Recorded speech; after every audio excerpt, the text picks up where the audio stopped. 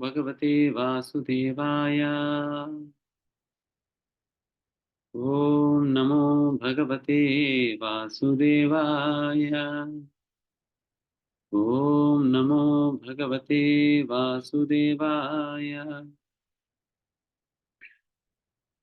ओम ज्ञानतिमिरन्धस्य ज्ञानाञ्जनशलाकया चक्षुरुन्मिलितं येन तस्मै श्रीगुरवे नमः।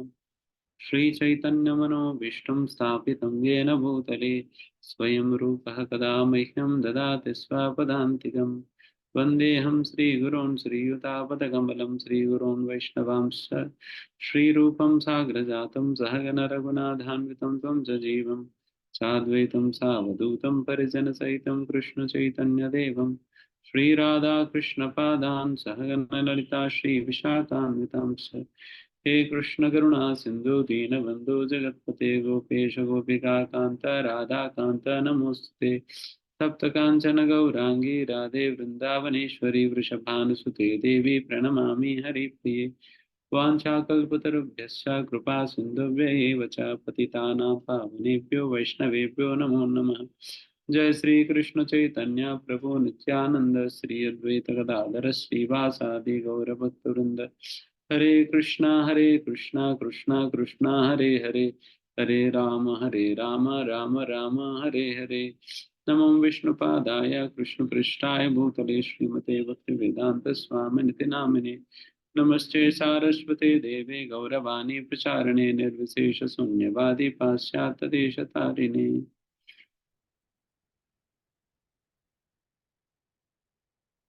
जय श्री राधे।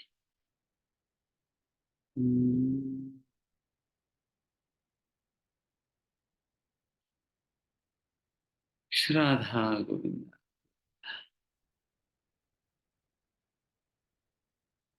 कौन सा चैप्टर, कौन सा श्लोक है? हरे कृष्ण प्रभु जी। प्रभु जी 19th चैप्टर 26 श्लोक ऑनवर्ड पढ़ेंगे हम आज, और चित्रा माता जी आज की रीडिंग सेवा करेंगे। हरे कृष्ण प्रभु जी, तुमने 26 श्लोक है।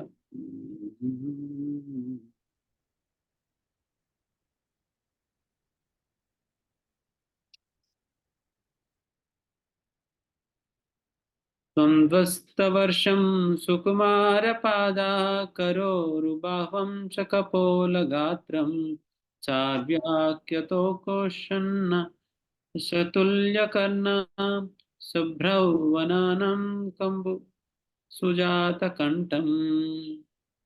हरे कृष्ण प्रभु जी, धन्यवाद प्रणाम। श्री व्यास देव के इस पुत्र की आयु मात्र 16 वर्ष थी। उनके पांव, हाथ, जांघें, भुजाएं, कंधे, ललाट तथा शरीर के अन्य भाग अत्यंत सुकोमल तथा सुगठित बने थे। उनकी आंखें सुंदर, बड़ी बड़ी तथा नाक और कान उठे हुए थे। उनका मुखमंडल अत्यंत आकर्षक था और उनकी गर्दन सुगठित एवं शंख जैसी सुंदर थी। तात्पर्य। प्रभु जी तात्पर्य पढ़। हाँ प्रभु। सम्मानित व्यक्ति का वर्णन पांवों से शुरू किया जाता है और यह सम्मान प्रणाली श्री सुखदेव गोस्वामी के प्रति भी प्रदर्शित की गई है। वे मात्र 16 वर्ष के थे। व्यक्ति का सम्मान उसकी उपलब्धियों के लिए किया जाता है, न कि उसकी बड़ी आयु के लिए। व्यक्ति अनुभव के आधार पर अधिक सयाना हो सकता है, आयु से नहीं। श्री सुखदेव गोस्वामी, जिन्हें यहाँ पर श्री व्यासदेव के पुत्र के रूप में बताया गया है, अपने ज्ञान के आधार पर वहां उपस्थित समस्त मुनियों से अधिक अनुभवी थे, यद्यपि अभी वे मात्र 16 वर्ष के थे।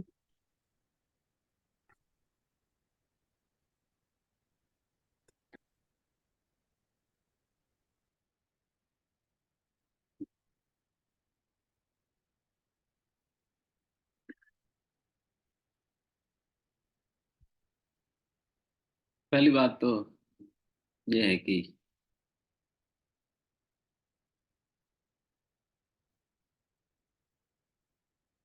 जब हम शरीर ही नहीं है, जब हम आत्मा हैं,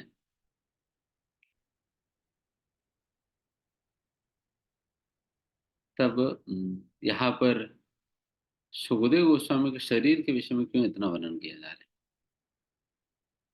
तो है ही नहीं, वो तो आत्मा है।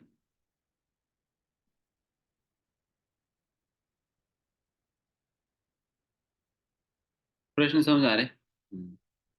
जब शरीर नहीं हम आत्मा है, तब शरीर के विषय में इतना कुछ ध्यान देने का जरूरत ही नहीं पड़ता है।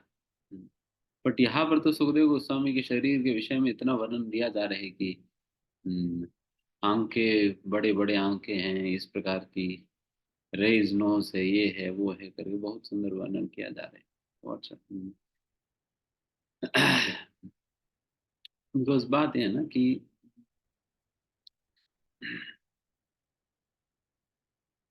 एक शुद्ध भक्त के शरीर भी हमारे लिए पूजनीय होता है।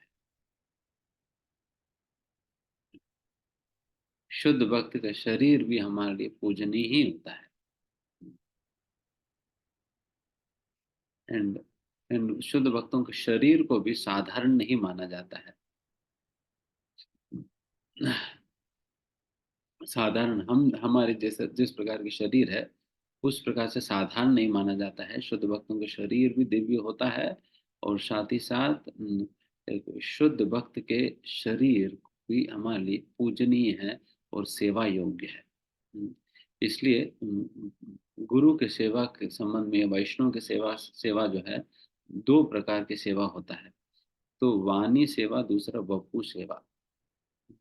वाणी सेवा मतलब शुद्ध भक्तों के द्वारा कही गई आज्ञा का पालन करना, इसे वाणी सेवा कहा जाता है। या उनसे श्रवण करना, कृष्ण कथा की श्रवण करना उनसे, या वो उनकी शिक्षाओं का पालन करना, उनके आज्ञा का पालन करना, ये वाणी सेवा होता है।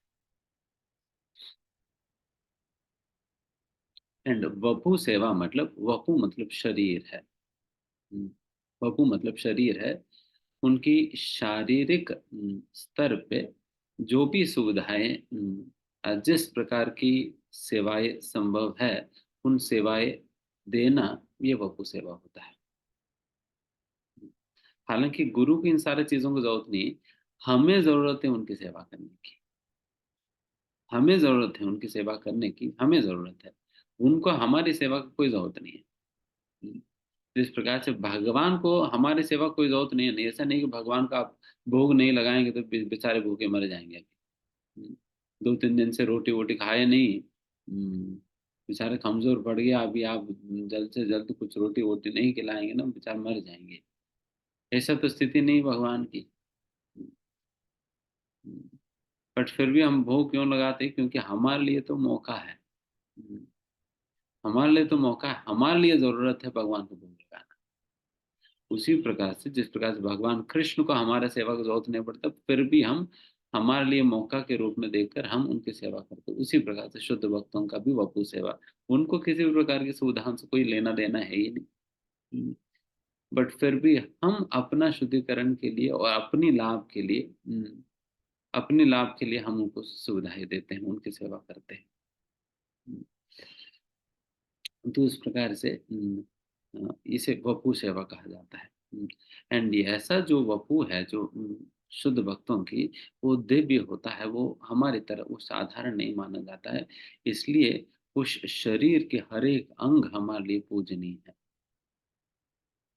इसलिए जब कोई पवित्र शुद्ध भक्त कोई अगर अपना शरीर त्यागते हैं,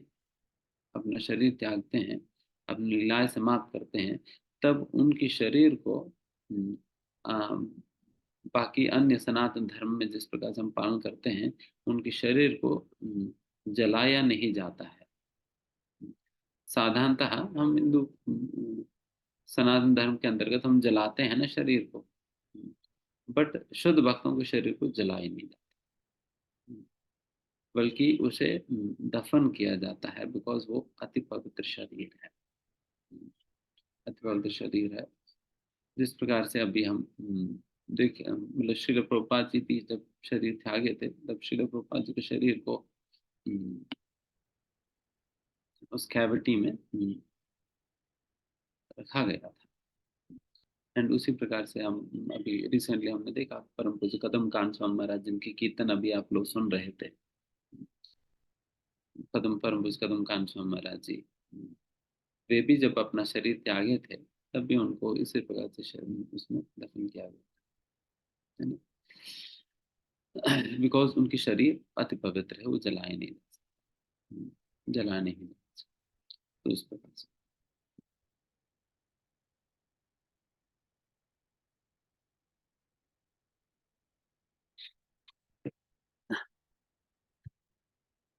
तो उस प्रकार से शुद्ध भक्तों का एंड बट शुद्ध भक्तों में उनको जो हम सुविधाएं देंगे भी, उन सुविधाओं को भोगने का इच्छा नहीं होता, इच्छा नहीं होता है।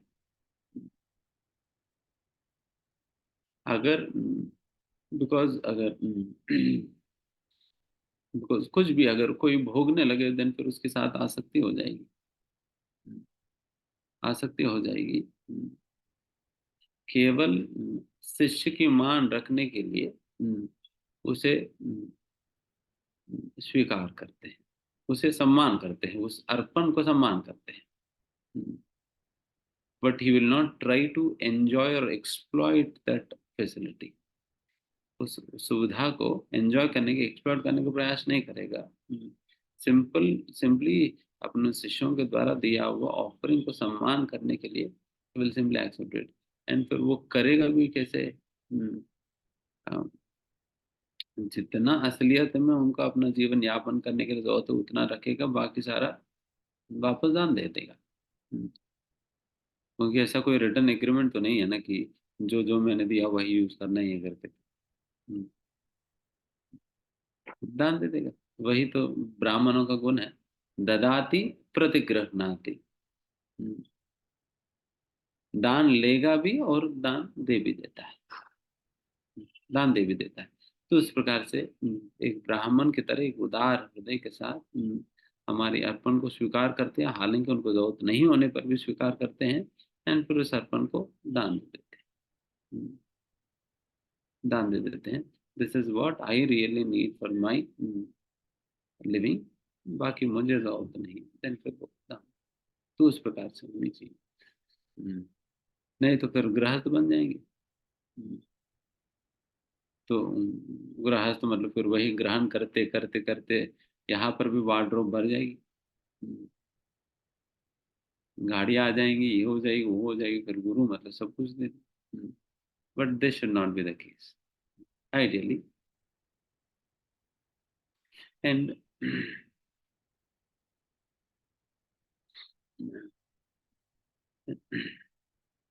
यहाँ पर ये भी देखिए कि here he is appreciating the beauty of Sukhdev Goswami. Sukhdev Goswami के सौंदर्य की वर्णन किया जा रहा है, जैसा कोई स्त्री का सौंदर्य का वर्णन कर रहे हो।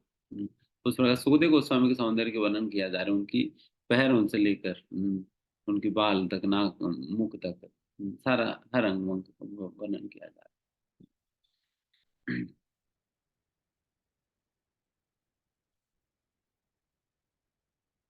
बिकॉज शुद्ध भक्तों का दर्शन भी अति पवित्र करने वाली है, उनकी दर्शन मात्र भी अति पवित्र करने वाली है। इसलिए शास्त्र में कहा जाता है कि गंगा पारस होइले पाश्चात्य पावन, दर्शन पवित्र करो ये तो मार्ग। गंगा नदी भी हमें तभी शुद्ध करेगी जब हम बारंबार गंगा में नहाएंगे, वो भी गंगा के पास जाकर नहाना होता है।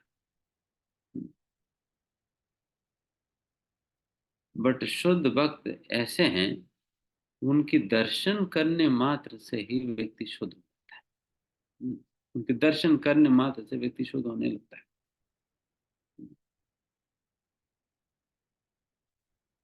तो उस प्रकार के दर्शन शुद्ध भक्तों की है। इसलिए वैसा दर्शन में हमारे आकर्षण बढ़ाने के लिए बताए जा रहे, देखो कि कितने सुंदर है, कितने सुंदर है।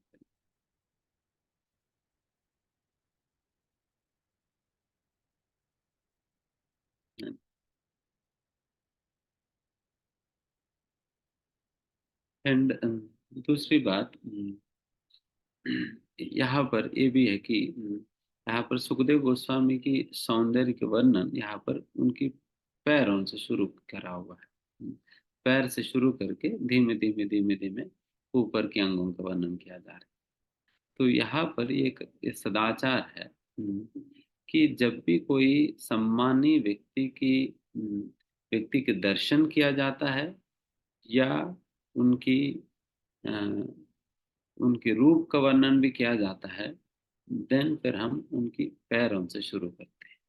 उनके दर्शन करते वक्त भी और उनकी वर्णन करते वक्त भी उनकी चरणों से शुरू करनी चाहिए।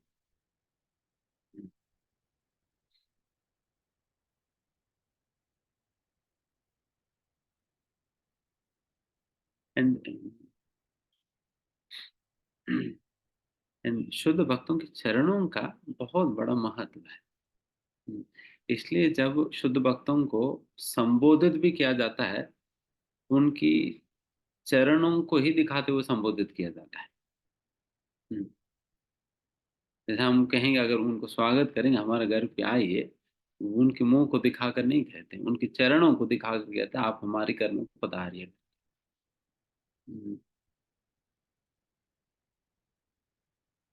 Because this is the etiquette. And जब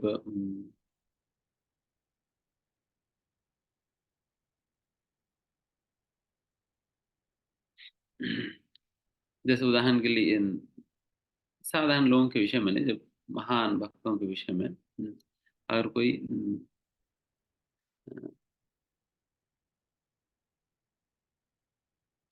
वैसे आप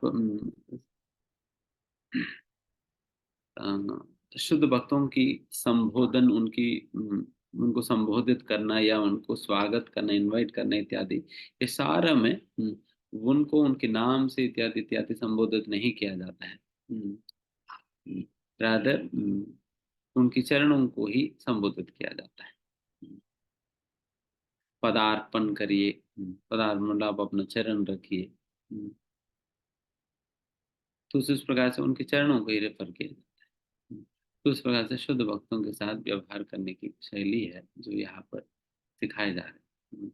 उनके दर्शन भी उस प्रकार से करनी चाहिए, उनके दर्शन भी उस प्रकार से करनी चाहिए चरणों से। और उनकी रूप का वर्णन करते वक्त भी चरणों से करनी चाहिए।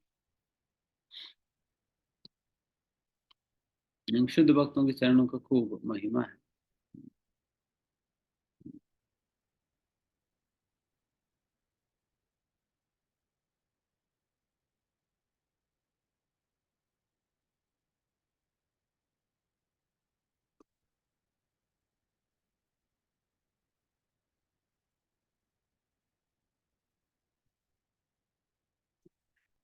इससे शुद्ध भक्त, जैसे यहाँ पर लास्ट में कहा गया, his face was very attractive करके, तो उसी प्रकार की आकर्षण शुद्ध भक्तों में होता है।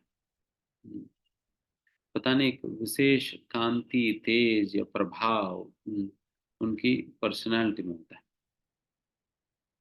पर्सनालिटी में होता है, एक विशेष आभा होता है उनके व्यक्तित्व में।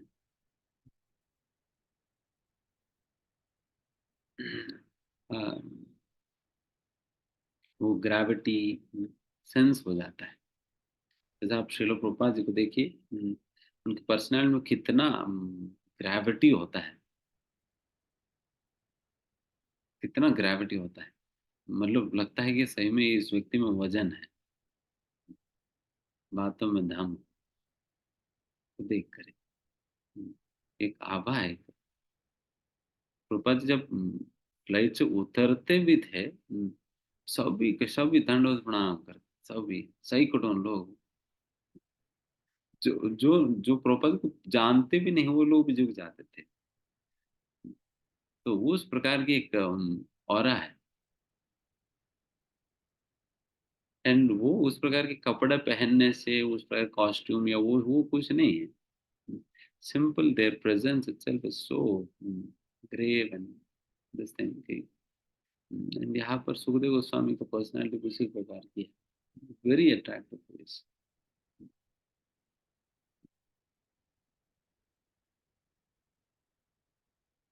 एंड जब श्रील प्रभुपाद जी जब हंसते थे, देन भक्त लोग तो पागल हो जाते थे, पागल ही हो जाते थे। जब रथ यात्रा में या कीर्तन में वैसे जब हंसते थे या कुछ नाचते थे, एंड सब भी ऐसा पागल की तरह नाचने लगते थे, कूदने लग जाते। तो उस प्रकार की चार में है। हालांकि मतलब शारीरिक दृष्टि में आपको उस प्रकार के चार्म देखेंगे तो क्या है, 70-75 साल की उम्र की एक आदमी क्या होगा। बट शिल प्रभुपाद जी की आप देख सकते हैं क्या है।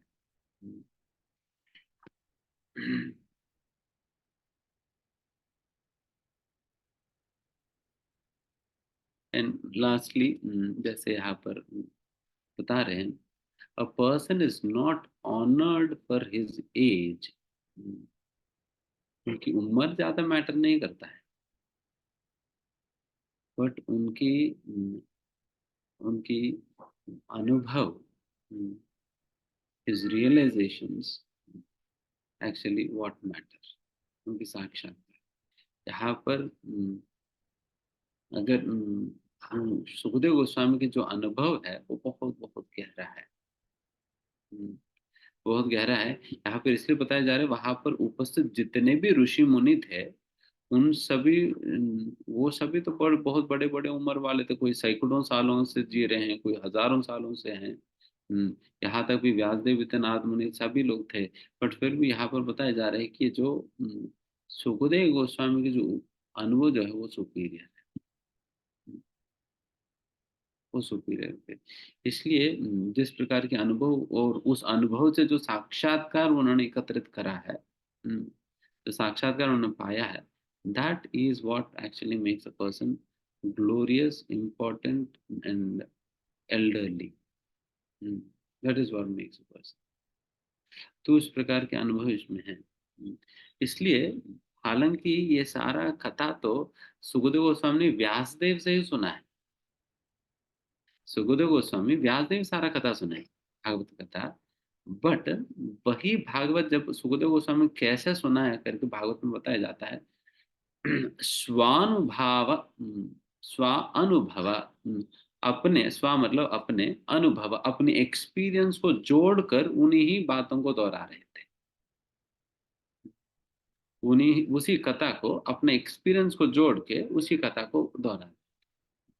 तो इसलिए उस कथा में वो जो स्वाद और रस और आनंद अत्यंत अत्यंत बड़ी मात्रा में बढ़ गई है, बिकॉज वो अपना अनुभव को भी जोड़कर बता रहे हैं। बिकॉज ना जब हम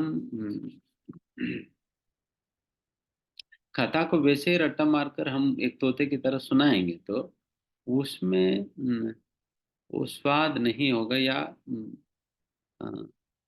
मतलब आपको भी वो फील नहीं होगा और सामने वाले को भी इतना लगेगा नहीं। बट जब एक प्रामाणिक अनुभव और साक्षात्कार को जब जोड़कर हम, कॉन्सेप्ट तो सेम ही है, उसी कॉन्सेप्ट को हम अपने स्वानुभावों को भी जोड़ के जब हम बताते हैं, अपने रियलाइजेशन को साथ में जोड़कर जब बताते हैं, देन फिर it has a great effect, it has an effect. And फिर जिनकी उस प्रकार के साक्षात्कार होता है ना, तो they will be able to they will be able to see the world in a very different vision, mm, the vision that they have developed by the dint of their realization। जिस प्रकार की दृष्टि उन्होंने विकसित की करा है, शास्त्र चक्षु, ज्ञान चक्षु जो उन्होंने विकसित करा है, उस दृष्टि में उस दुनिया को जब देखते हैं, उस दुनिया में उनको फिर कई सारे बातें उनको और पता चलने लगता है, या और साक्षात्कार और कई सारे उदाहरण उनको मिलने लगता है। So he'll be able to quote different examples from his different experiences in his life। अनेक प्रकार के एग्जाम्पल्स भी कोट कर पाए, because he is able to see that in his day to day life. जीवन में हर कदम कदम पर उनको जो अनुभव हो रही है, उनसे हर अनुभव से कुछ ना कुछ सीखता है। So he is gathering gems all the time। तो उस प्रकार से देन फिर इतना ये होता है। तो वही डिफरेंस है यहाँ पर, इसलिए यहाँ पर सुखदेव गोस्वामी कहा जा रहा है, is very superior to many others because of the realisation और बिकॉज ऑफ द अनुभव एक्सपीरियंस दैट ही हैज।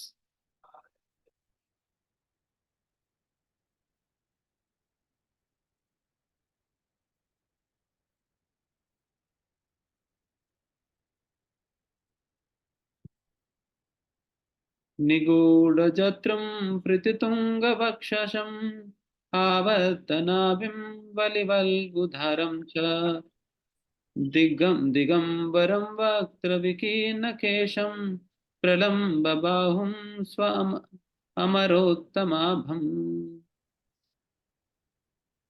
उनकी हंसली मांसल थी, छाती चौड़ी तथा मोटी, नाभि गहरी तथा उदर सुंदर धारियों से युक्त था। उनकी भुजाएं लंबी थीं तथा उनके घुंघराले बाल उनके सुंदर मुखमंडल पर बिखरे हुए थे। वे नग्न थे और उनके शरीर की कांति भगवान श्री कृष्ण जैसी प्रतिबिंबित हो रही थी। तात्पर्य: उनकी शारीरिक संरचना उन्हें सामान्य व्यक्तियों से भिन्न बताने वाली थी। श्री सुखदेव गोस्वामी की शारीरिक संरचना के संबंध में जितने चिन्हों का वर्णन हुआ है वे असामान्य लक्षण हैं और रूपाकृति विज्ञान के अनुसार महापुरुषों के लक्षण हैं। उनकी शारीरिक कांति भगवान श्री कृष्ण जैसी थी, जो देवों, देवताओं तथा समस्त जीवों में सर्वश्रेष्ठ हैं।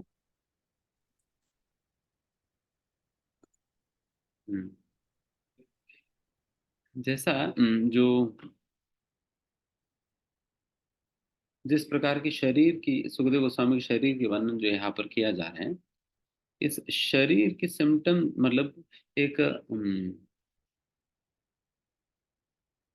महात्मा, एक महान आत्मा जो होते हैं, उनकी शरीर की अंगों का एक पर्टिकुलर डिटेल्स होते हैं। हाउ डज दिस मतलब उनके शरीर किस प्रकार का होता है करके, इस प्रकार के सिम्टम्स ऐसा लोगों में, ऐसा महान आत्माओं में इस प्रकार के सिम्टम्स देखा जाता है यूजुअली। जैसे यहाँ पर कहा जा रहा है ना, his naval is very deep, naval, and उनकी चेस्ट जो है बहुत ही ब्रॉड होगा, एंड उस प्रकार से curly hair, arms were very long, आजानुलंबित भुजौ, उनकी हाथ जो है बहुत लंबे होते हैं, आजानुलंबिता, उनके हाथ बहुत लंबे होते हैं, और उनके नावल बहुत डीप होता है, चेस्ट बहुत ब्रॉड होता है, नोज रेज्ड होता है, और आंखें जो है वो बहुत बड़े बड़े होते हैं। तो इस प्रकार के अनेक प्रकार के सिम्टम्स है। ये सारे सिम्टम्स एक सही में कोई महान भाव है, उनमें इस प्रकार के कई सिम्टम्स देखने के लिए मिलते हैं। एंड जो भगवान जो प्रकट होते हैं ना, भगवान में भी ये सारे सिम्टम्स होते हैं। भगवान में भी ये सारे सिम्टम्स भगवान में होते हैं। एंड भगवान के सौंदर्य के विषय में बताए जाते हैं, मतलब कई चीजें इस प्रकार से कहा जाता है कि फॉरगॉट, मतलब कुछ कैलकुलेशंस है। भगवान की 5 चीजें लाल रंग के होते हैं, भगवान की 6 चीजें जो है उनकी उठावा होते हैं, भगवान की ये 10 चीजें जो है व्हाट इज से बहुत डीप होते हैं, जैसा नावल हो गया। उसी प्रकार से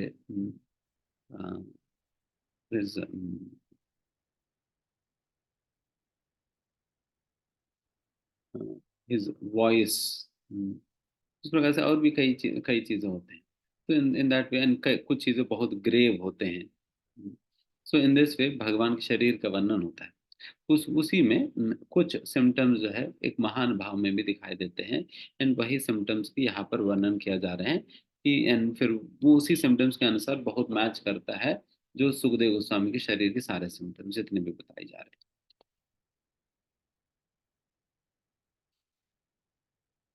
श्यामं सदापि व्यभयोऽङ्गलक्ष्म्या स्त्रीणां मनोज्ञां रुचिरास्मितेन प्रत्युत्थितास्ते मुनयस्पाशनेभ्यः तल्लक्षणज्ञापि गूढवचसम्। वे श्यामल वर्ण के तथा अपनी व्यवस्था के कारण अत्यंत सुंदर थे। अपने शरीर की कांति तथा आकर्षक मुस्कान के कारण वे स्त्रियों के लिए मोहक थे। यद्यपि वे अपनी प्राकृतिक महिमा को छिपाने का प्रयत्न कर रहे थे, तो भी वहां पर उपस्थित सभी महर्षि रूपाकृति शास्त्र में पटु थे। अतएव सबने अपने अपने आसन से उठकर उनका सम्मान किया। प्रभु जी, तात्पर्य नहीं है इसका। हाँ।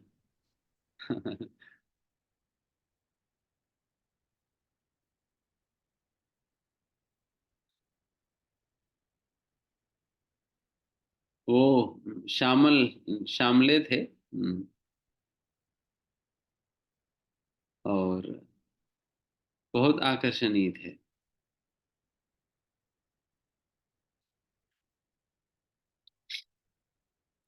वैसा व्यासदेव भी तो श्याम मतलब डार्क कॉम्प्लेक्शन का ही थे, इसलिए व्यासदेव का एक नाम कृष्ण भी है। हम्म, इसने कृष्ण द्वैपायन व्यास कहा जाता है। व्यासदेव को ना कृष्ण द्वैपायन व्यास, द्वैपायन इसलिए कहा जाता है क्योंकि एक द्वीप में उनका जन्म हुआ। हम्म, एक द्वीप में उनका जन्म हुआ।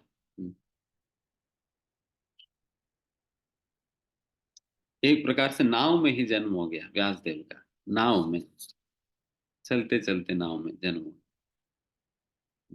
व्यासदेव का। तो उस प्रकार से द्वीप में जन्म होने के कारण द्वैपायन और श्यामले वर्ण के होने के कारण कृष्ण, एंड इसलिए कृष्ण द्वैपायन और व्यास कहा जाता है। क्यों व्यास कहा जाता है? क्योंकि उन्होंने वेदों को व्यास किए थे, मतलब वेदों को उन्होंने डिवाइड किया। व्यास मतलब विभाजन करना, कंपाइल करना।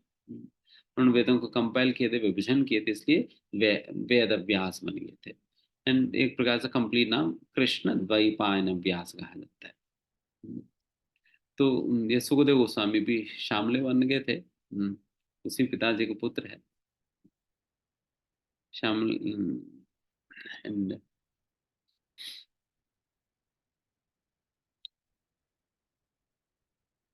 एंड बट ये सारे महान संत तो वो सभी लोग तो पहचान लिए सुखदेव गोस्वामी की शरीर के आकार को, आकृति को देखकर तो पहचान लिया। बाकी सभी लोग तो भ्रमित थे। कई प्रकार, कई बच्चे, स्त्री या इस प्रकार से कई लोग जिनको इतना जानकारी नहीं, अज्ञानता है, तो वो लोग तो पहचान नहीं पाया। कोई समझते थे कि ये सुखदेव गोस्वामी तो नंगे घूमते थे, एंड उनको किसी भी प्रकार की किसी भी प्रकार की व्हाट यू से की ऑर्गेनाइज्ड लिविंग नहीं था। तो लोगों को लगता, तो किसी को लगता थे तो पागल ही है। तो कोई कोई उनके ऊपर पत्थर भी फेंक देते थे, और उनको गांव से भगा भी देते थे। तो उस प्रकार की अवस्था थी सुखदेव गोस्वामी।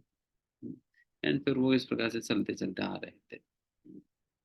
एंड फिर जैसा उन सभी लोगों ने सुखदेव गोस्वामी का आगमन सभा में होते हुए उन्होंने देखा, सभी लोग खड़े होकर उनके स्वागत किए।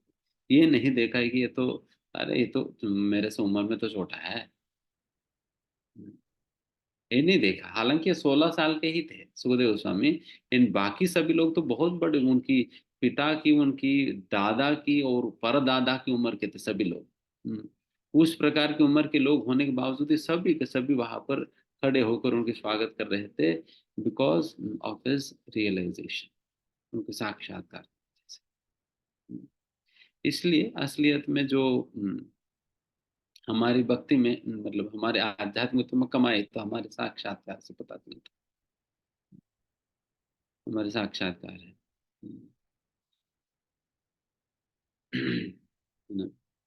एंड ये साक्षात्कार किसी को अपने बल पे तो नहीं मिलता है। ये केवल गुरु की कृपा से मिलता है, क्योंकि दिव्य ज्ञान हृदय प्रकाशित है। दिव्य ज्ञान को हृदय में प्रकट करने वाला तो गुरु होते हैं। एंड वैसा गुरु जब आपसे प्रसन्न होते हैं, देन उनकी कृपा से हमारे अंदर साक्षात्कार आते हैं, ना कि हमारा भक्ति के बल पे, हमारा सेवा के बल पे तो नहीं हो पाता। They are all revealed knowledge, प्रकाशन्ते महात्मनः।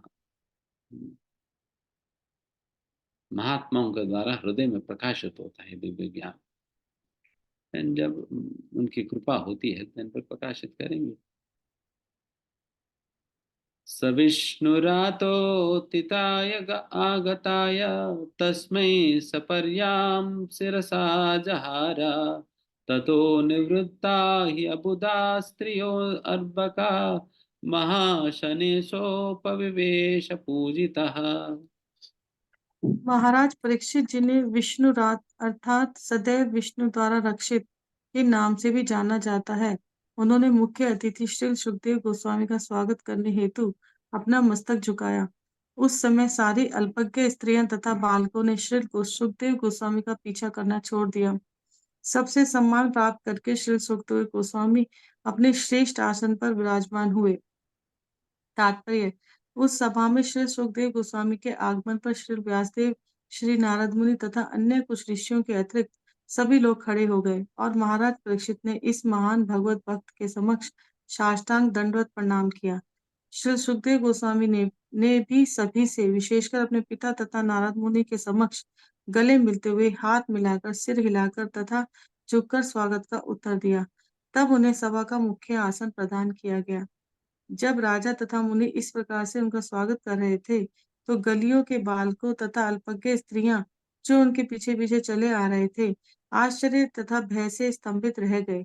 उन्होंने अपनी छिछोरी हरकतें बंद कर दी और सब कुछ शांत तथा गंभीर हो गया।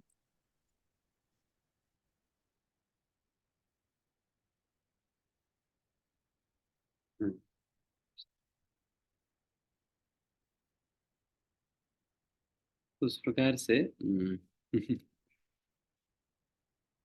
शुक्रदाल धाम में सुखदेव गोस्वामी की आगमन जैसे सही में जो मूवी में होता है ना, एक हीरो की एंट्री होता है, बाइक में आ रहे होते हो और फिर कुछ कुछ ऐसा। यहाँ पर हमारा हीरो तो सुखदेव गोस्वामी है। तो भागवतम मूवी है, तो भागवतम रूपी मूवी में सुखदेव गोस्वामी रूपी हीरो का एंट्री अभी हो रहे हैं। वो एंट्री पे कैसे कैसे वो बता रहे हैं। तो यहाँ सुखदेव गोस्वामी जब प्रवेश किए थे, देन सभी के सभी वहां पर जितने भी ऋषि मुनि थे, सभी लोग मतलब अलग अलग लोकों से भी आए थे। कोई लोग स्वर्ग से आए थे, कोई सिद्धलोक से आए थे, कोई तपोलोक से आए थे, कोई गंधर्व लोक से आए थे। इस प्रकार से अलग अलग लोकों से जो जितने भी लोग आए थे, सभी के सभी उठकर खड़े होकर सुखदेव गोस्वामी के स्वागत करने लगे। केवल नारद मुनि, व्यासदेव, इस प्रकार से कुछ लोगों को छोड़कर, जो कि उनके गुरुजन हैं, उनको छोड़कर बाकी सभी उस प्रकार से स्वागत किए थे। देन परीक्षित महाराज तो सुखदेव गोस्वामी को देखकर ही देन फिर उन्होंने साष्टांग दंडवत प्रणाम कर दिया। अपने शरीर के सारे अंगों को जमीन पर रख के फिर उनको साष्टांग दंडवत प्रणाम किया। एंड इतने सारे लोग जब इतना सम्मान देते हुए देखकर, ये सारे स्त्रियां और बच्चे जो उनके पीछे पड़े हुए थे पत्थर वत्थर लेके, वो सब भी सोचिए, अरे ये कौन है? इनको देखकर, तो ये पागल व्यक्ति को देखकर ये सब लोग सम्मान इतना कर रहे हैं, ये कौन है? कोई बड़ा व्यक्ति होंगे? अरे मैं, हम तो बहुत गलती हो गई। सब भागने लगे, पीछे पीछे भागने लगे थे। देन फिर यहाँ पर परीक्षित महाराज जी फिर इस प्रकार स्वागत किया। देन फिर सुखदेव गोस्वामी सभी को मतलब अलग अलग प्रकार के लोगों के साथ अलग अलग प्रकार के आदान प्रदान कर रहे थे। किसी के साथ हैंडशेक करके, किसी को आलिंगन करके, किसी के साथ अपने सिर झुकाकर, जैसे नारद मुनि और व्यासदेव जैसा लोग उनसे जो अपने से वरिष्ठ है, उनसे मिलते वक्त अपना सिर झुकाकर उनसे उनसे मिल रहे थे, और किसी किसी से उनके साथ जो किसी को आलिंगन दे रहे थे, किसी को आशीर्वाद दे रहे थे। तो उस प्रकार से अलग अलग प्रकार के लोगों से अलग अलग प्रकार से मिल रहे थे।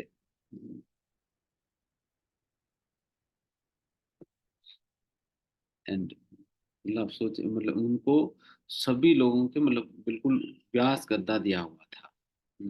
फिर व्यास गद्दे पे सुखदेव गोस्वामी जाकर अभी विराजमान विराजमान हो गए थे। ये सारा सुप्रताल धाम में ये सारा संपन्न हो रही है। गंगा नदी के तट पे। गंगा नदी भी बह रही है और गंगा नदी के तट पे ही ये सारा इस प्रकार की व्यास आसन था। तो व्यास आसन पे यहाँ पर सुखदेव गोस्वामी विराजमान हुए थे। शताब्दी के मतलब इतने महान लोग भी सुखदेव गोस्वामी को इतना सम्मान दे रहे हैं, बट ये सभी बच्चे और गांव की स्त्रियां ये समझ नहीं पाई, समझ नहीं पाई। तो यहाँ पर इसलिए बताया जाता है कि हम शुद्ध भक्तों को केवल हम अपना आंखों से देख नहीं सकते हैं, समझ नहीं पाएंगे, क्योंकि वो हमें, बिकॉज वो तो वो भी हमारी तरह हमारे आपस में ही घूमते रहेंगे। हम पता ही नहीं हो तो शुद्ध भक्त है। हम्म, हमें पता ही नहीं हो तो शुद्ध भक्त है करके आपस में घूमते रहेंगे।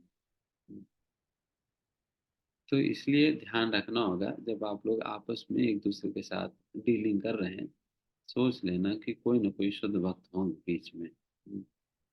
हो सकता है कि फिर उनके प्रति आप पहचान नहीं पाने के कारण आप इन माताओं की तरह, इन बच्चों की तरह आप भी पत्थर फेंक रहे हो। देन फिर ऐसा वैसा अपराध होगी कि हमारी शिक्षा चले जाएगी भक्ति, लौट हो जाएंगे भक्ति से। तो फिर दिक्कत हो जाएगी। इसलिए एक बार ऐसे ही एक आश्रम था। उस आश्रम में सभी लोग आपस में खूब लड़ रहे थे, हम्म, खूब लड़ रहे थे। फिर वहां पर एक सन्यासी गुरु आया।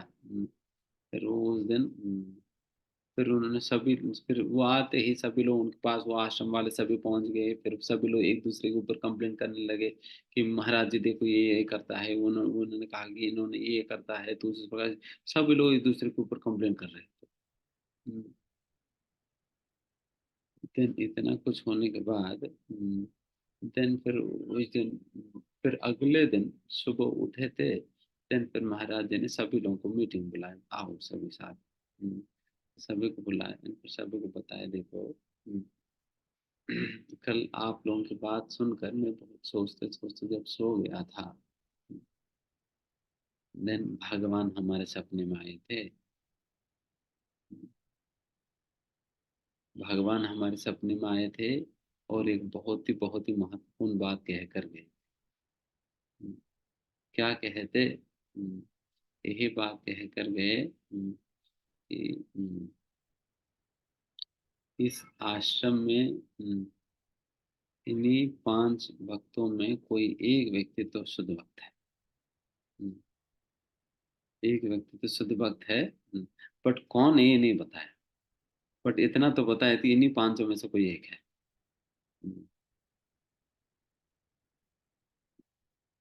लेकिन सभी लोगों को इतना तो पता है कि वो खुद तो नहीं है करके, इतना तो पता है। ये तो क्लैरिटी था सभी को।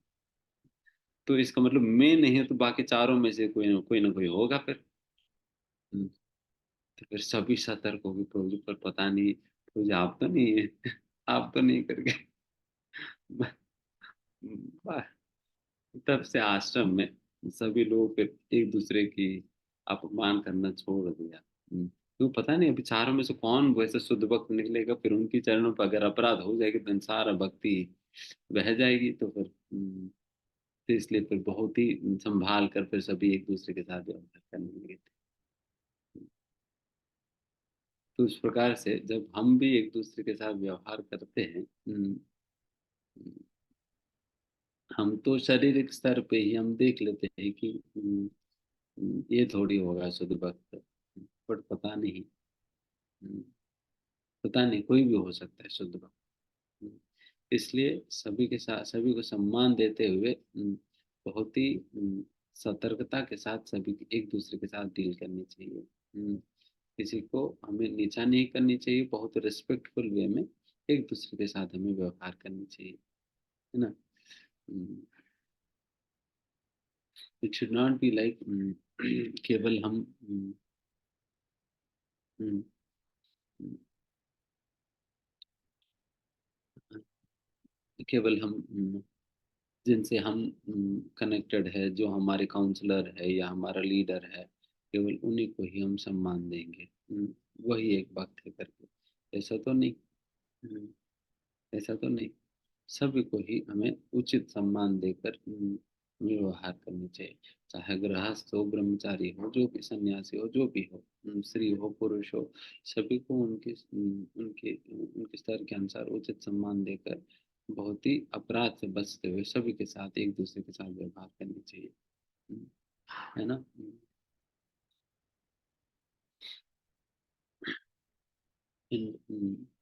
ये भी एक और महत्वपूर्ण पॉइंट है जो सभी को ध्यान देनी चाहिए कि जब भी हम ये जो गुरु शब्द की प्रयोग करते हैं, जब गुरु के विषय में जब हम बता रहे हैं, अम, अ, गुरु की महानता इत्यादि इत्यादि के विषय में, गुरु की वपु वाणी सेवा के संबंध में वगैरह,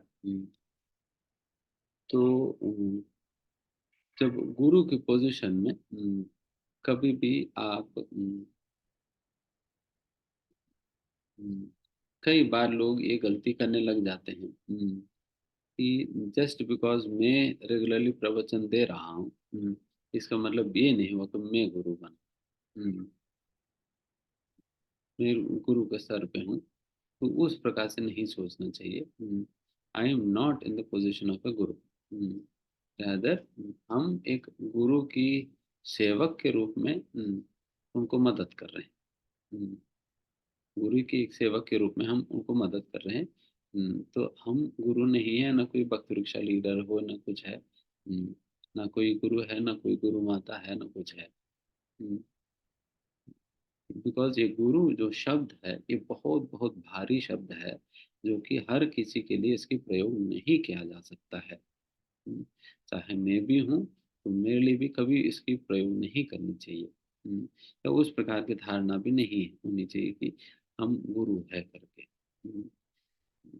इसी प्रकार से है कि एंड हमारे एस्पिरेशन इतना ही होनी चाहिए कि यस, मैं अपने गुरु के अच्छा सेवक बनूं, एंड वही बहुत बड़ा स्तर है, एंड वो काफी है। हम्म, है ना। तो ये जो संबोधन है, किसी को गुरु आसानी से कह देना, ये उचित नहीं है, उचित नहीं है। बिकॉज गुरु की शब्द की ग्रेविटी और उसकी वेट वैल्यू बहुत बहुत बड़ा है। क्योंकि गुरु शब्द का ही अर्थ है हेवी। उसका अर्थ ही है, एक एक अर्थ है हेवीनेस। इतना हेवी है कि सारे के सारा दुनिया एक बात कहे और गुरु दूसरी बात कहे, देन फिर हम गुरु की बात ही मानेंगे, क्योंकि वो हेवी है। इतना हेवी है कि he will way out the entire world, he will way down the entire world. बाकी सारा दुनिया को नीचा करके भी गुरु की बातों का हमें मानना होता है। तो उतना हेवी होता है गुरु। इसलिए बहुत भारी काम है, बहुत बड़ी रिस्पॉन्सिबल काम है ये, जो कि हम जैसा साधारण लोग तो क्या ही नहीं, है ना। तो इस प्रकार से, इसलिए ISKCON में we use different different terminologies.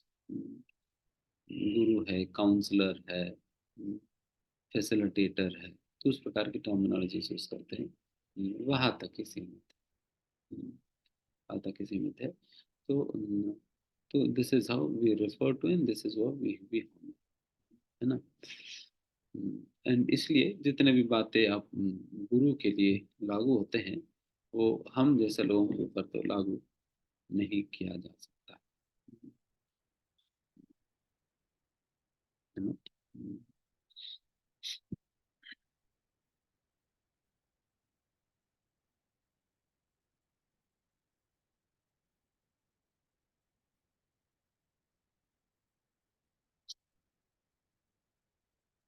सा संवृतस्तत्र महान् महीयसाम् ब्रह्मर्षि राजर्षि देवर्षि संगे व्यरोचतालं भगवान् यतेन्दुर्ग्रहक्षतारा निकरैः परितः। तब श्री सुखदेव गोस्वामी साधु मुनियों तथा देवताओं से इस तरह घिरे हुए थे जिस तरह चंद्रमा तारों, नक्षत्रों तथा अन्य आकाशीय पिंडों से घिरा रहता है। उनकी उपस्थिति अत्यंत भव्य थी और वे सबके द्वारा सम्मानित हुए। तात्पर्य: साधु पुरुषों की महान सभा में ब्रह्म ऋषि व्यासदेव, देवऋषि नारद और क्षत्रिय राजाओं के महान शासक परशुराम इत्यादि थे। इनमें से कुछ श्री भगवान के शक्ति संपन्न अवतार थे। श्री सुखदेव गोस्वामी न तो ब्रह्म ऋषि थे, न राजर्षि, न देवऋषि, न ही वे श्री नारद मुनि, श्री व्यासदेव या परशुराम के समान कोई अवतार थे। फिर भी उनका जो स्वागत किया गया वह उनसे बढ़कर था। इसका अर्थ यह हुआ कि संसार में श्री भगवान की अपेक्षा श्री भगवान के भक्त का अधिक सम्मान होता है। अतः श्री सुखदेव गोस्वामी जैसे भक्त की महत्ता को कभी कम करके नहीं आंकना चाहिए।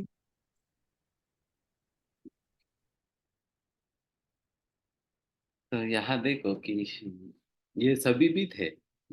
व्यासदेव थे, जो कि ब्रह्म ऋषि, नारद मुनि थे जो कि देवर्षि है, और परशुराम जी है जो कि स्वयं भगवान का ही अवतार है। बट फिर भी यहाँ पर सुखदेव गोस्वामी को ऊंचा गद्दे पे बिठा दिया जा रहा है। ऊंचे गद्दे पे बिठा दिया जा रहा है because of his realisation, because of साक्षात्कार, उस प्रकार की अनुभव, उस प्रकार की ज्ञान, अंडरस्टैंडिंग इत्यादि चीजों के कारण। यहाँ पर भगवान को नीचे कर दिया, परशुराम जी नीचे हैं, एंड उनके भक्त जो कि सुखदेव गोस्वामी हैं वो ऊपर बैठे हुए हैं। तो यहाँ दिखा रहे हैं कि how a devotee is respected even much more than the Lord. भगवान से भी बढ़कर भक्तों को सम्मान दिया जाता है। भगवान से भी बढ़कर सम्मान भक्तों को दिया जाता है या दिया जाना चाहिए। जैसा कि यहाँ पर देखिए, इतना ऊंचा, मतलब इतना सम्मान दिया जा रहा है सुखदेव गोस्वामी को। वही सुखदेव गोस्वामी को जिनको कई लोग पत्थर से मार रहे थे, वही सुखदेव गोस्वामी को ये लोग इतना ऊंचा दर्जा दिया।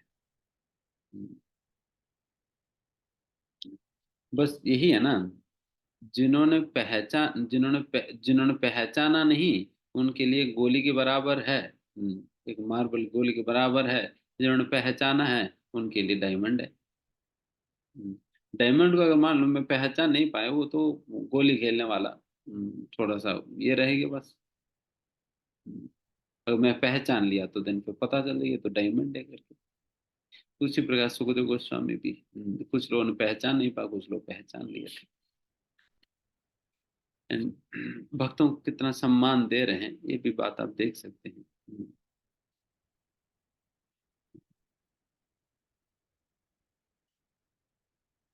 इसलिए भगवान कभी भक्तों के प्रति अगर कोई कुछ अपमानित रूप से अगर कोई कार्य करता है ना, भगवान उसे सह नहीं पाते। इसी के विषय में कहते हुए एक बार श्रील प्रभुपाद जी बात कहते हैं कि जिस प्रकार से आदमी गर्मी को ऊपर से सह लेता है बट नीचे से सह नहीं पाता।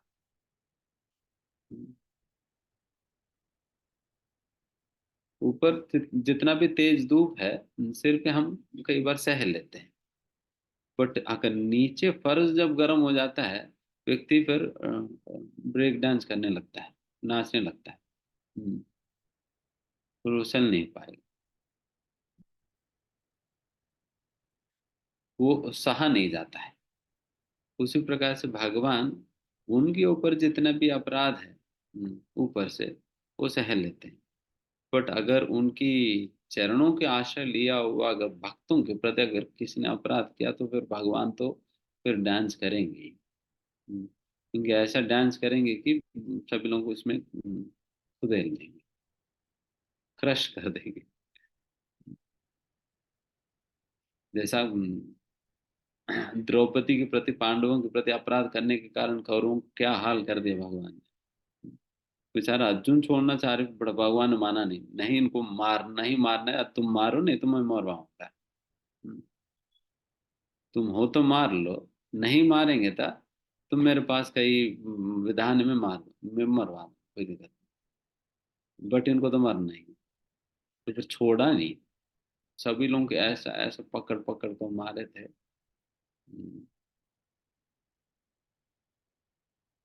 तो उस प्रकार से तो भगवान फिर छोड़ते नहीं, इसलिए भक्तों के प्रति अपराध करने से बहुत बहुत बचना होगा, बचना होगा।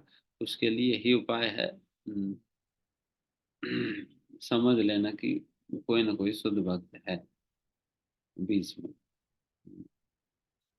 आपकी ग्रुप में, आप जिन भक्तों के साथ व्यवहार कर रहे हो, सोच समझ लेना कोई ना कोई वहाँ शुद्ध भक्त है जिसे आप पहचान नहीं पा रहे।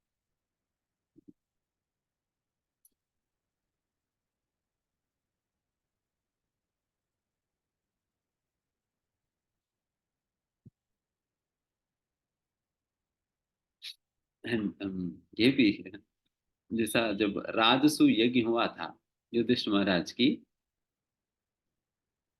युधिष्ठिर महाराज की राजसू यज्ञ हुआ था। सबसे पहला युधिष्ठिर महाराज जाकर भगवान श्री कृष्ण से निवेदन किया, भगवान आपको इस गद्दे पे बैठना चाहिए, आप बैठ जाइए करके उनको जाकर युधिष्ठिर महाराज निवेदन करते। बट भगवान कृष्ण कहते नहीं नहीं, मैं तो केवल मथुरा, मैं तो केवल द्वारका का ही राजा मैं रहूंगा, आप बैठ, आपको बैठना चाहिए, आप बैठ जाओ करके फिर युधिष्ठिर महाराज का आदेश देते हैं उनको बैठने के लिए। एंड फिर युधिष्ठिर महाराज जब बैठते हैं, देन फिर युधिष्ठिर महाराज की अभिषेक जो है, वहां पर जितने भी सामंत राजाएं वहां पर आए हुए, क्योंकि राजसू यज्ञ एक ऐसा विशेष यज्ञ है, ये तभी किया जाता है जब आप इस पूरा पृथ्वी के राजाओं के ऊपर आधिपत्य आपने प्राप्त कर लिया हो। अगर एक भी राजा आपकी सुपीरियरिटी को स्वीकार नहीं करता है, आपके आधिपत्य को स्वीकार नहीं करता है, उनको आप हराने के बाद आप फिर वही राजसूय यज्ञ कर सकते हो। इसमें ये एक दिक्कत ये है कि अगर राजसूय यज्ञ आपने शुरू कर दिया बट उसको फुलफिल नहीं कर पाया, देन ब्रह्म राक्षस आकर खा जाएंगे। हम्म, ब्रह्म राक्षस आकर खा जाएंगे। तो इसलिए कोई शुरू नहीं करता, क्योंकि अगर शुरू करेंगे तो अगर समाप्त नहीं किया तो फिर हम खुद ही मर जाएंगे। हम्म, तो उस प्रकार की कुछ हुआ कर। देन देन फिर ऐसा जितने भी सामंत राजा है तो सभी के सभी आकर वहां पर बड़े बड़े राजा ही आए थे, स्वयं इंद्र आदि देवता ये सभी लोग आए हुए थे, सभी के सभी जो है राम युधिष्ठिर महाराज के अभिषेक करने जा रहे थे। अभिषेक करने जा रहे थे। एंड उसी में मतलब युधिष्ठिर महाराज बिल्कुल ऊंचे गद्दे पे बैठे थे, एंड भगवान श्री कृष्ण स्वयं भी वो भी बाकी राजाओं के साथ नीचे बैठे हुए थे, नीचे के गद्दे पे बैठे हुए थे। एंड भगवान कृष्ण भी जाते हैं युधिष्ठिर महाराज के अभिषेक करने। कृष्ण भी स्वयं अपने हाथों से युधिष्ठिर महाराज के अभिषेक करने जाते हैं। तो उस प्रकार से कृष्ण भी अपने भक्तों को सम्मान दे रहे हैं, कितने सम्मान दे रहे हैं। कितने इस प्रकार की दृश्य है, कितने इस प्रकार की संदर्भ है, जिस संदर्भ में जिन संदर्भ में भगवान स्वयं अपने भक्तों को कितना आदर सम्मान और प्रेम दे रहे थे। तो इसलिए उन भक्तों को हमें भी उतना सम्मान के साथ, उतने आदर के साथ हमें व्यवहार करना चाहिए। उतने सम्मान के साथ हम भक्तों के साथ, उतना आदर के साथ हमें व्यवहार करना चाहिए। कहीं पर भी इस प्रकार के सम्मान देने में कभी कॉम्प्रोमाइज नहीं करनी चाहिए। हालांकि हमें कई बार भक्तों के साथ डीलिंग करते वक्त कई प्रकार की दोष इत्यादि नजर आएंगी। फिर अगली बार देखते हुए लगे अरे ये तो 10 चपाती खाता है, इनको क्या प्रणाम करूं। जब गुलाब जामुन मिलते 5 5 गुलाब जामुन खा लेता है, तो इनको क्या प्रणाम करूंगा।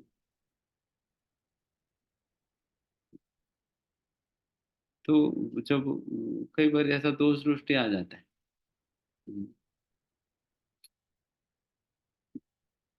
तो हम उनको वो 10 चपाती को 2 चपाती करने की वजह से हम उनको प्रणाम नहीं कर रहे हैं। उनको प्रणाम इसलिए कर रहे, वो माला कर रहे हैं। हम्म, वो महाप्रभु का आश्रय लिया, वो उसके लिए हम प्रणाम कर रहे हैं। हम्म, वो 10 चपाती का है 50 का है, वो माला कर रहे हैं, वो महाप्रभु का आश्रय लिया हुआ है, श्रील प्रभुपाद जी की सेवा में लगे हुए हैं, उसके लिए हम उनको प्रणाम कर रहे हैं, उसके लिए उनको आदर सम्मान दे रहे हैं, है ना। तो बाकी सारा गलतियां तो वो सेकेंडरी है। उनकी भक्त की डेफिनेशन की सबसे महत्वपूर्ण कारण तो कृष्ण एक शरणम है। वैसे भक्त उन कहा जाता है 26 गुण है, 26 गुणों में तो एक प्रधान लक्षण है और 25 जो है वो गौण लक्षण होते हैं। एक प्राइमरी क्वालिटी है एंड 25 सेकेंडरी क्वालिटीज होते हैं। प्राइमरी क्वालिटी कंपलसरी होना होता है, सेकेंडरी क्वालिटी कम ज्यादा हो या ना हो फिर भी उन्हें भक्ति कहा जा सकता है। अगर प्राइमरी क्वालिटी नहीं है, सेकेंडरी क्वालिटी 100% होने के बाद भी उन्हें भक्त नहीं कहा जाएगी। एंड ये जो प्राइमरी क्वालिटी क्या है, कृष्ण एक शरण, भगवान श्री कृष्ण के आश्रय लिया हुआ है। और ये बाकी जो जितने भी नम्रता, सहिष्णुता, ये वो सारा चीजें वो सेकेंडरी में आएंगे। इसलिए अगर किसी के अंदर नम्रता कम है, सहनशीलता कम है, ये कम है, वो कम है, फिर भी हम ये नहीं कह सकते कि अरे भक्त होते हो गुस्सा कैसे करेगा, ये भक्त थोड़ी है, तो भक्त थोड़ी है तो इतना गुस्सा कर रहे हैं। हम्म, इनको भक्त की टाइटल जो दिया गया उनके गुस्सा के आधार पे नहीं दिया हुआ है। हम्म, वो जिस प्रकार से महाप्रभु की भगवान की आश्रय लिया हुआ है, कृष्ण एक शरणम जो लिया हुआ है, उसके आधार पर उनको सम्मान दिया जा रहा है। इसलिए वो गुस्सा करे भी फिर भी उनको सम्मान देनी ही चाहिए। नम्रता कम भी है फिर भी सम्मान देनी चाहिए, सहिष्णुता कम भी है फिर भी सम्मान देनी चाहिए। हम्म, फिर भी सम्मान देनी चाहिए, उसमें कहीं कमी नहीं करनी चाहिए। कहीं कमी नहीं करनी चाहिए। तो इस प्रकार से सभी भक्तों का हमें आदर सम्मान देकर वो उनके साथ उसी प्रकार से बहुत ही पोलाइटली, नम्रता के साथ, सहिष्णुता के साथ हम सभी भक्तों के साथ उस प्रकार से हमें व्यवहार करनी चाहिए। है ना।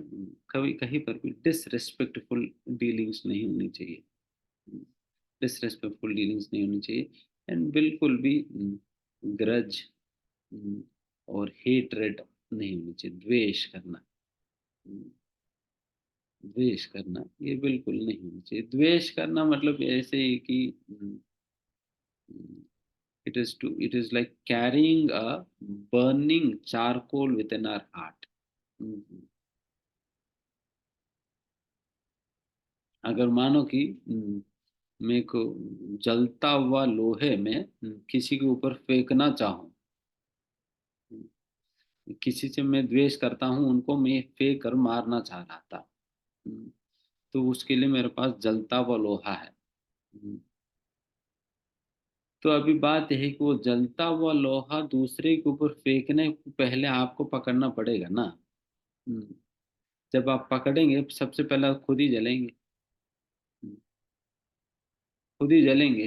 वो दूसरे व्यक्ति पे गिरकर वो हम सही प्रकार से फेंक पाएंगे नहीं पाएंगे, क्या होगा वो तो दूसरी बात है। सबसे पहले ये तो गारंटी है कि हम खुद जल जाएंगे, हम खुद जल जाएंगे। इसलिए अगर किसी से भी द्वेष कर रहे हैं तो सबसे बड़ा नुकसान तो अपना ही होने के लिए, सबसे बड़ा नुकसान तो अपना खुद का ही होगा। बिकॉज वो जलन के कारण हमारा जितने भी सद्गुण है वो सारा जल जाए। ईर्ष्या दोष एक ऐसा गुण है जो कि सारे अनर्थों का कारण बन जाता है, और जितने थोड़ा बहुत अच्छे गुण है वो भी पूरा खत्म कर देगी। तो इसलिए जब हम किसी के साथ व्यवहार करते बहुत बहुत सम्मान के साथ व्यवहार करनी चाहिए। We should not simply be driven by their external appearance. External appearance में तो कोई शुद्ध भक्त भी एक स्त्री के शरीर में हो सकते हैं, एक पुरुष के शरीर में हो सकते हैं, एक गृहस्थ के शरीर में हो सकते हैं, एक सन्यासी के शरीर में हो सकते, पता नहीं कौन से शरीर में होंगे। तो इसलिए जो भी मिले आदर सम्मान के साथ व्यवहार, आदर सम्मान के साथ व्यवहार करे।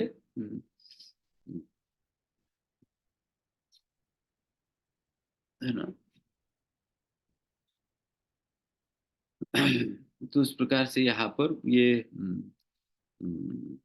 बच्चे और ये माता ये सुखदेव गोस्वामी को पहचान नहीं पाए, बिकॉज वो भी बाहरी शरीर को ही देखकर पहचानने का प्रयास करे, बट उसमें बस पहचान में नहीं आए थे। ठीक है, मैं यहाँ थोड़ा जल्दी समाप्त करना चाहता आपका बहुत बहुत धन्यवाद प्रभु जी, आपने हमारे लिए समय निकाला इतना इंटरेस्टिंग और नॉलेजेबल सेशन डिलीवर करने के लिए। प्रभु जी कुछ क्वेश्चंस ले सकते हैं? हूँ।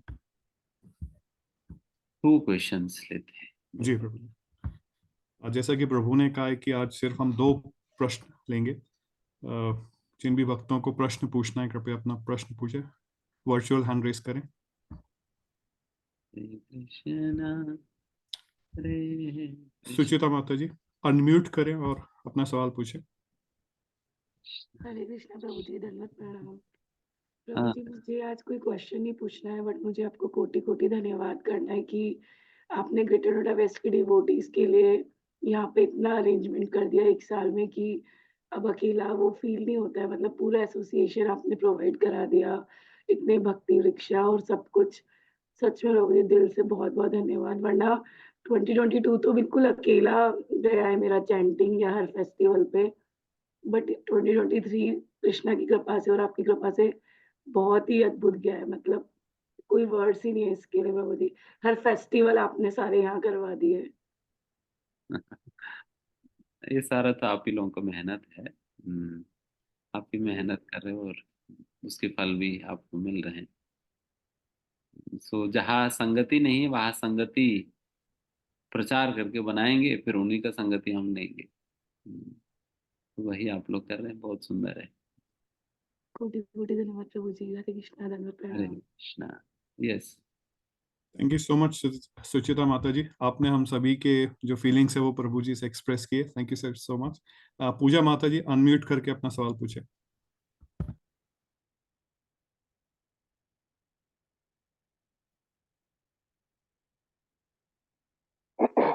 हरे कृष्ण प्रभु जी, दंडवत प्रणाम। प्रभु जी मेरे को 3 क्वेश्चन है छोटे छोटे। तो पहला क्वेश्चन है कि जैसे आपने कहा कि मतलब आप भी गुरु नहीं है, तुम्हारे गुरु कौन है थे? सबसे पहला गुरु तो प्रभुपाद जी है। हाँ, और उसके बाद गुरु महाराज जी।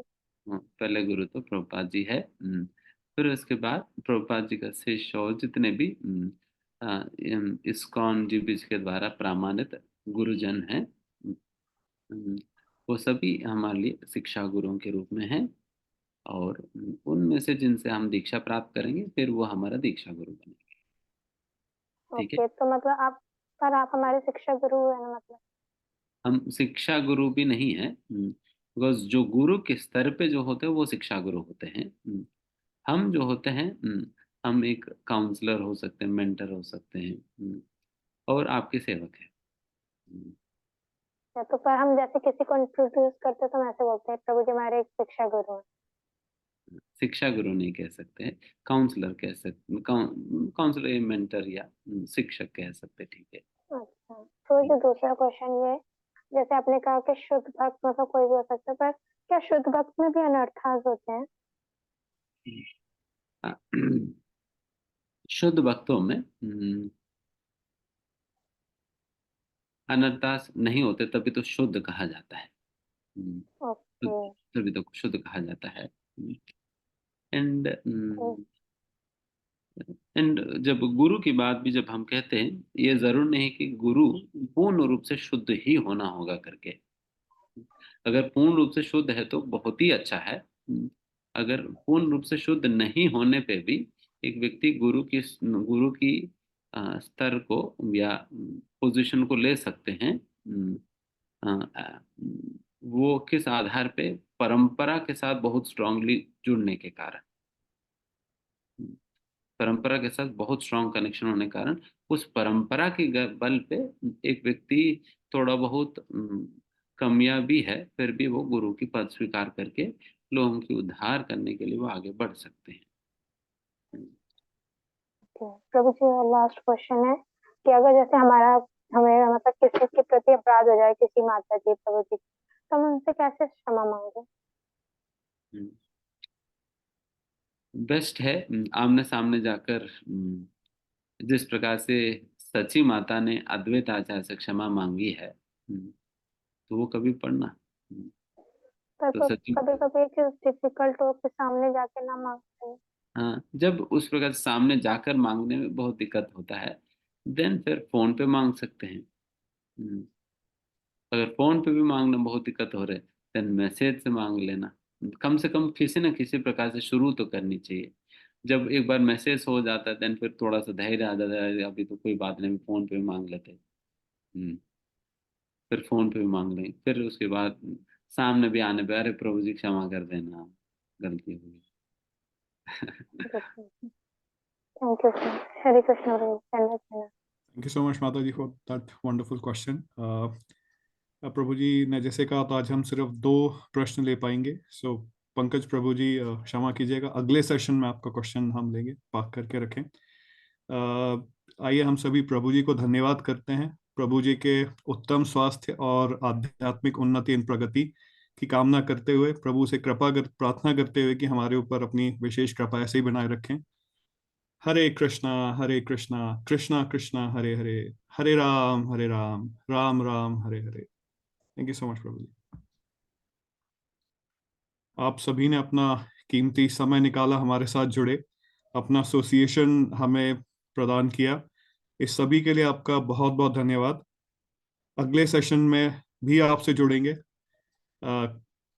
अपना समय निकालें, अपने कैलेंडर्स को ब्लॉक करें, और प्रार्थना है कि जो हमारा भगवत गीता डिस्ट्रीब्यूशन का जो हम सभी डिवोटीज ने प्रण लिया था, जो भी हमने कमिटमेंट लिया था कि हम इतनी नंबर ऑफ कॉपीज हम डिलीवर करेंगे, डिस्ट्रीब्यूट करेंगे, आई होप कि आप सभी उस पे काम कर रहे हैं। हम सभी एक दूसरे के स्वास्थ्य, अच्छी आध्यात्मिक प्रगति, उन्नति और उनके कमिटमेंट की प्राप्ति के लिए एक बार हरे कृष्ण महामंत्र का जप करके, चैंट करके आज के सेशन को विराम देंगे। हरे कृष्णा कृष्णा कृष्णा हरे हरे, हरे राम राम राम हरे हरे। हरे कृष्णा।